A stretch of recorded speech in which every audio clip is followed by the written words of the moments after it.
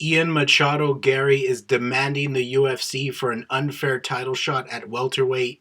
He has been crying about this since yesterday, ever since he beat Carlos Prates the other day at UFC Kansas City. And as impressive as the win was, I don't personally don't think it puts him next in line for the welterweight title shot. We're going to look at the rankings. We're going to look at some clips. We're going to look at some quotes said by other welterweight fighters who are as annoyed with Ian Garry as many fans are, such as myself. Okay, so let's look at this first clip.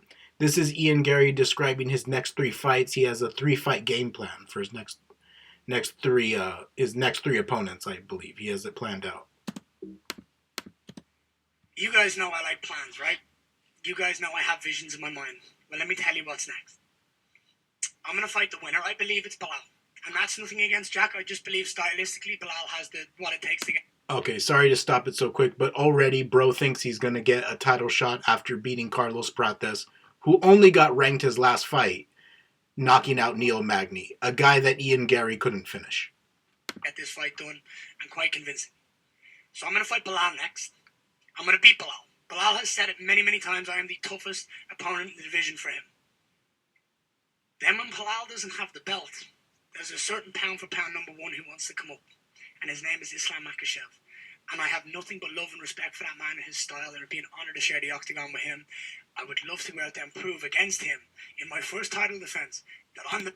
Okay, I'm sorry to stop again, but again, I don't even think Islam Makhachev with beating Renato Moicano's last fight. I understand that wasn't Islam Makhachev's fault. You know, he didn't expect Arman to pull out. But still, nonetheless, I don't think Islam should be going up to welterweight and stalling both divisions and denying contenders such as Sean Brady and all them. So let's say Ian Garry gets his way. He beats Bilal Muhammad. He becomes a champ. So now he's going to stall welterweight by giving Islam Makhachev a title shot over Sean Brady, who deserves a title shot, I think, over everyone else in welterweight right now. Maybe Shavkat, you could say him, who Ian Garry lost to, by the way. The pound for pound number one. I beat him. I take that status. I win my first title defense, and then Shavkat gets the rematch.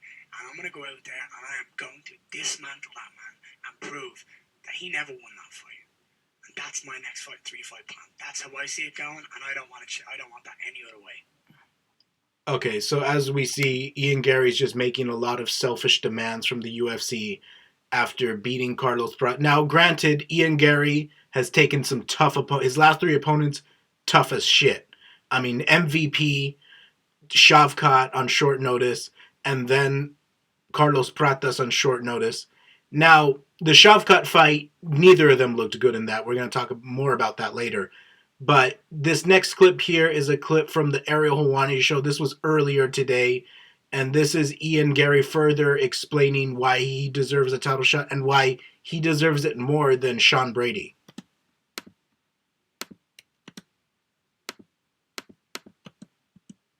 I'm sure you may have seen this. Sean Brady has commented on the fight, saying once again he was watching, saying that like there's no chance that you're next. Is there any possibility that it's you versus him to determine who is next? Not in my mind. Not in my mind. That guy needs to do a little bit more too. I think you could see many, many different scenarios for Sean.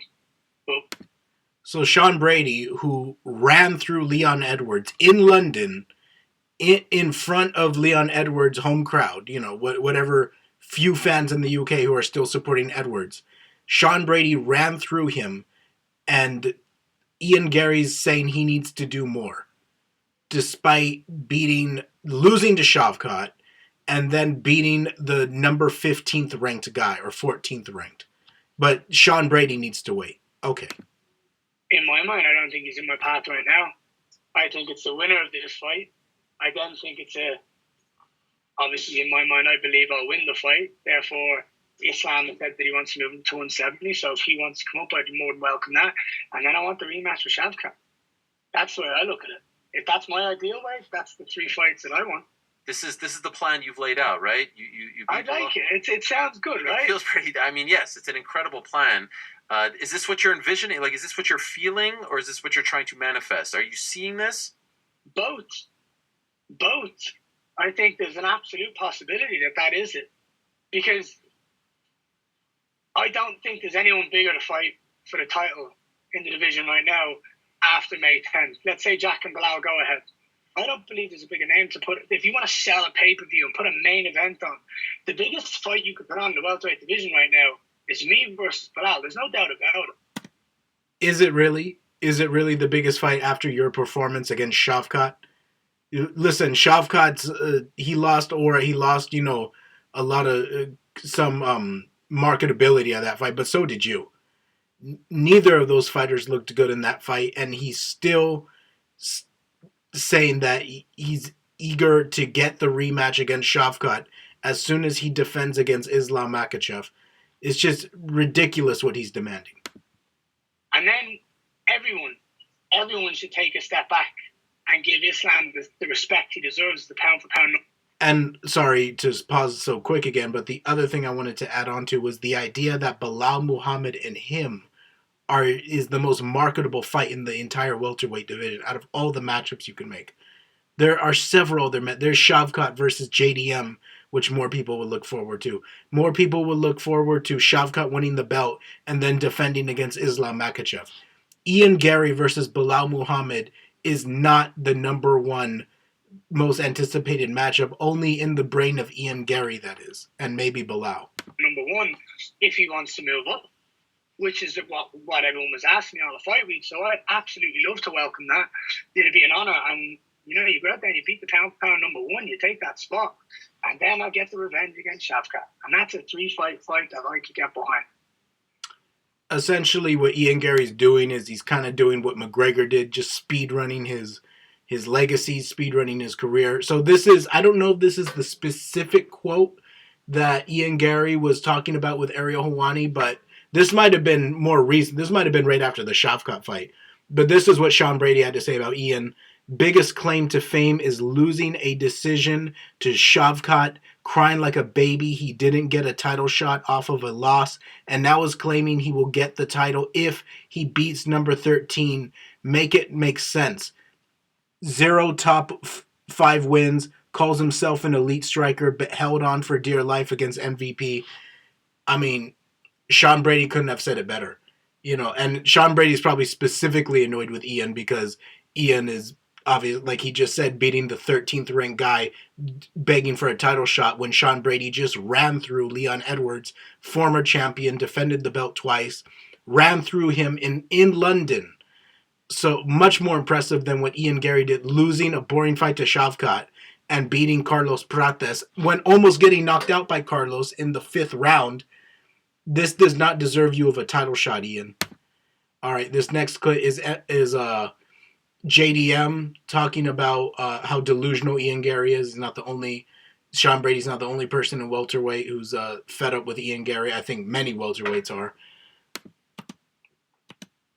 Yeah, he's pretty delusional. I think he's just delusional, I don't understand. Like, he lost to Shavkat, and he seems like he's won it. I don't understand. Like, it's mind blowing to me. If I had have lost it, if I lose to someone, yeah, I'd be pretty devastated. But he's pretty happy. I think he's just delusional, pumping himself up. I think he probably will beat Prates. Yeah, in my opinion. But to think even if he does... Good prediction, by the way, by JDM. Much better than my prediction. Much better than a lot of MMA YouTubers right there. JDM did predict that Ian Garry would beat Carlos Prates. But as you see, JDM is making good points that Ian Garry's delusional and he's not doing enough to deserve a welterweight title shot in one of the most, it's becoming one of the most stacked divisions. The top 5, a lot of good killers right there. Even if he does beat Prates, how would he? I don't understand how he thinks he'd get the shot over Shavkat when the dude beat him. So, he's going to have to beat him, probably, isn't he? He's going to have to still go back through him. So it's an interesting... And JDM also further emphasizes the point that we were making, that I was making earlier, which is that even if you do beat Carlos Prates, you lost to Shavkat. How do you jump the line in front of him, let alone Brady and, the winner of the Usman and Joaquin fight? Interesting, Kay. I don't really. Yeah. It is. Probably when you look forward in the years to come, it is a fight. I think it's inevitable between you two. Yeah, 100%. It is inevitable. It's going to happen at some point. I can't wait for that matchup. That's going to be a fun matchup. JDM versus Ian Garry. No matter who you're a fan of, you have to agree stylistically that's a fun matchup to look forward to.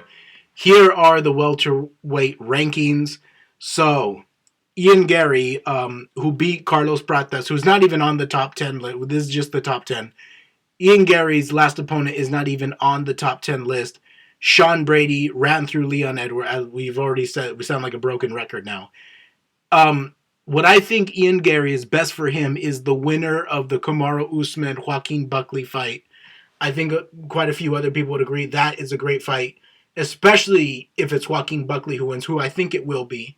I think Joaquin Buckley is going to get the finish against Kamaru Usman, in fact. And Joaquin Buckley and Ian Garry already have some established animosity. Obviously, there was that weird shit at the weigh-ins the other day. There was, the Cuck versus the Buck build-up from their first fight that got canceled. And Colby Covington, just embarrassed. He should just retire. I don't even know what Colby Covington does from here. I'll give Ian Garry credit for this. He didn't try to run away from Colby. He wanted to fight Colby. Colby ran away from him and ducked completely. So that's not on Ian. But does Ian deserve the next title shot from what he's done so far? No, he does not. Beating a guy who's not even on this list because he's so far down does not grant you a title shot. Now, I do agree that JDM's last win was not the most impressive against Gilbert Burns, losing quite a lot of that fight until the end. But if we look at the other four, when the JDM fight was made with Bilal, it was because Shavkat had already fought Garry, so he couldn't make that. And then Leon Edwards was fighting Brady. And Kamaru Usman has been inactive for so long. So JDM was the next best fight when making it initially. Now, obviously, since time has passed, I think Sean Brady or Shavkat is a much worthy contender. Or even the winner of the Joaquin Buckley-Kamaru Usman fight, just because JDM has sat out so long. But compared to JDM and Ian Garry, JDM deserves this title shot much more. Sean Brady deserves the title shot before Ian Garry. Shavkat deserves the title shot before Ian Garry. And the winner of the Joaquin Buckley-Kamaru Usman fight would deserve the title shot before Ian Garry. Thank you so much all for watching. Please like and subscribe.